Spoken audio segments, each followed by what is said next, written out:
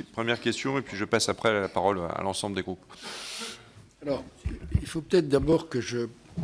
poursuive le raisonnement engagé par le président Woerth.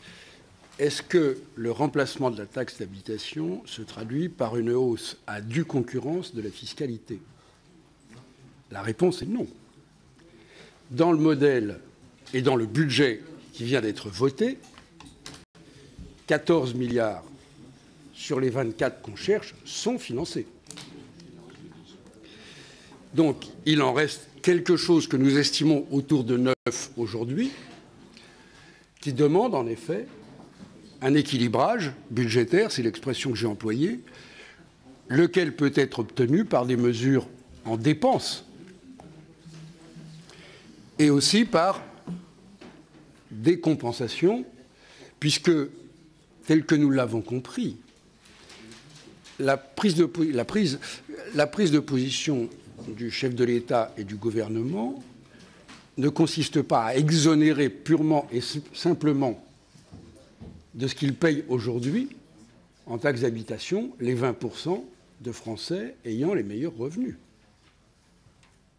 Un certain nombre de bénéficiaires qui ont une résidence principale d'un bon niveau résidentiel et une ou deux résidences secondaires seraient, si on ne fait rien, bénéficiaires d'un avantage fiscal qui pourrait se promener entre 2 000 et 5 000 euros par an pour des personnes qui relèvent. Alors, les 20% sont d'ailleurs eux-mêmes une population assez variée, parce que vous partez au niveau de 2 500 euros net par mois pour un célibataire ou 4 000 pour un couple, et puis naturellement, vous allez jusqu'à des niveaux de revenus nettement plus élevés. Mais il nous semble, par exemple, en ce qui concerne les résidences secondaires, qu'il n'est pas interdit d'envisager que la fiscalité, aujourd'hui sous forme de taxe d'habitation pesant sur les résidences secondaires, se voit poursuivie par une fiscalité qui serait un complément de la taxe foncière. Ça suppose d'ailleurs des problèmes techniques sérieux,